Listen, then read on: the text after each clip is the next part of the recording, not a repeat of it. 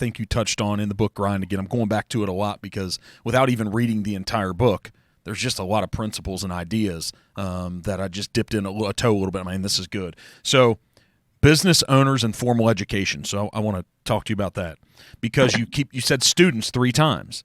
So it's like, who are the students? And then, so let's tie this in. You brought up Zuckerberg. We brought up Gary V. So Zuckerberg dipped out of Harvard, I believe, after a year. I believe so. Gary V talks about, he has very strong conversation about formal education and what it's not doing for people now. But then you mixed in and said, our students. So talk about this idea, what you feel about this formal education. I teach a class at the University of Michigan on entrepreneurship. That when I talk about my students, that's who I'm talking about. Well, how's this line up with talking about the formal education conversation we're going to have here for business owners? Well, I talk to my students about the fact that I think if you're a good student, which most of these students are good students, if you're a good student, it's going to get in the way of you being a successful entrepreneur. And I believe that, right? I was not a good student. I was always interested in everything else going on in the world except for my studies, and I scraped by, I got it done ish, but if you're a good student, you are used to following the rules. You're used to sort of being told what to do, how to perform, what to read, how to do it. And you're good at complying. And I don't know about you, Mark, but most of the entrepreneurs I know, they're anything but good at complying, right? And their skill is breaking outside of the standard modus operandi in the world and executing. And, as my company's grown, that mentality has gotten in my way, right? Because an organization, a larger organization with, significant leadership within it, it can't deal with me, right? And so I bring these things in like fire bombs from the out, and it's like that's not how it works anymore. And so, I'm on a pretty steep learning curve figuring out how to manage a more substantial organization today than an entrepreneurial startup. Bring me with you. I had a conversation for about an hour last night. I walked into our sales manager's office here in Cincinnati, and our training director, they were sitting in there, both of them were having a good conversation. We sat down and talked about this idea about, they told me about 2 months ago, they're like, hey, we just need to limit your touches, man. It's hard. Like, what are you talking about here, man? I love you guys. I love this thing. I'm passionate about it. And I understand. I did something, I think it was last year. There's a magazine called QSR. It caters to quick service restaurants. Mm-hmm. And they do this thing, one CEO to another, or some I don't know, some tagline like that. And they closed it with, if you have one word of advice for any CEO in America, what would it be? And I said, shut up. And as your organization grows, at the beginning, I'm not talking about startup, right? Yeah. I'm talking about as your organization grows, we think we're the smartest people in the room, right? And that's the bane of the entrepreneurial spirit, and it does get in the way. We're on a very specific conversation here about entrepreneurship, which is different. That's a different phase of development. Yeah. But most of us have to shut up more. Yeah. So how do traditional students then? How do they jive with this idea? Because I think entrepreneurship for the past, I don't know if it's 5 years, 8 years, 10 years, has been the hot thing.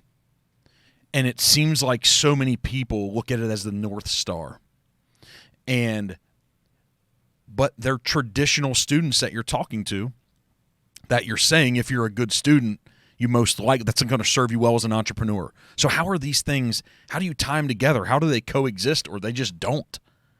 Like, how can someone that's getting a traditional education come out and become a successful, properly minded, all-in, focused entrepreneur?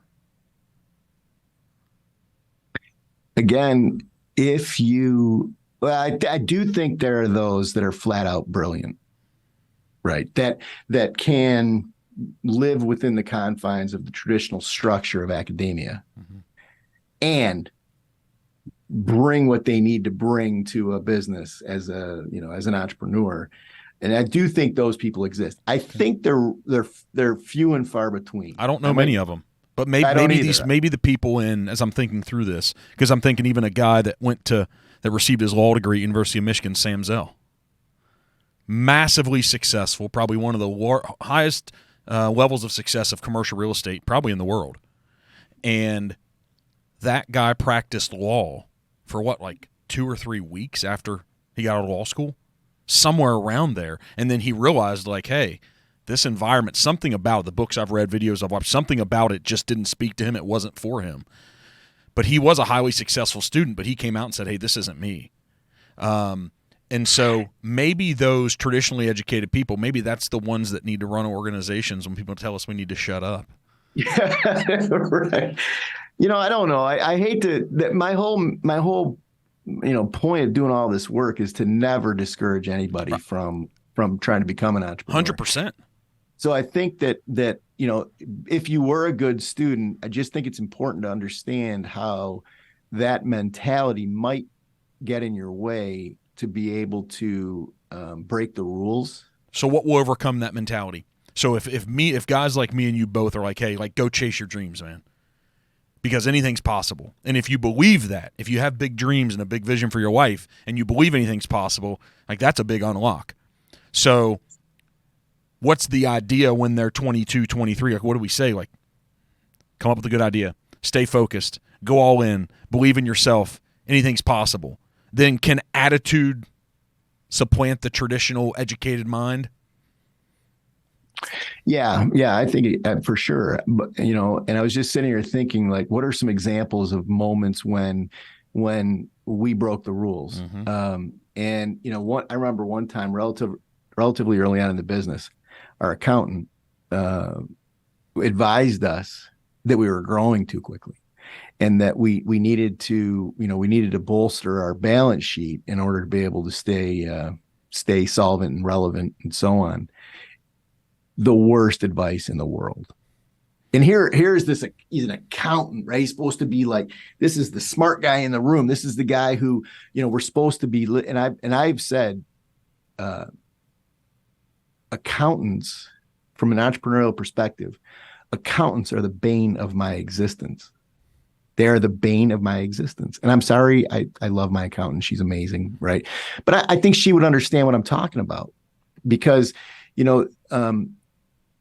when he gave us, this was a previous accountant, when he gave us that advice, had we slowed down, we would have gotten murdered, right? We did. And so, that was a moment, and we were like, there is no way in the world we can slow down. And so we just kept hammering it at that point, and going for it. And accountants, to me, what I look at my accountants to do is keep me in compliance with the IRS. Yep. That's it. I don't look at financial statements. I don't review financial statements. There's one financial statement I like to look at. That's my forecast. And then I like to look at how we performed in relation to our forecast, period. I don't give a shit about balance sheets. I know, like, someone's got to be paying attention to that stuff, and they do. But all I want to look at is, how do we perform? How smart are we? How closely do we perform to our forecast? And I track a number, which is a variance in relation to forecast and actual. And I've got a mantra inside of my world that I want to see that number narrow. Within 24 months, I think I've got that under 5% variance. But that's like a 6 month I think it's a 6 month projection we're tracking. And I want to see that number, that variance number, really, really narrow. Because then at that point, it's easy to run the business.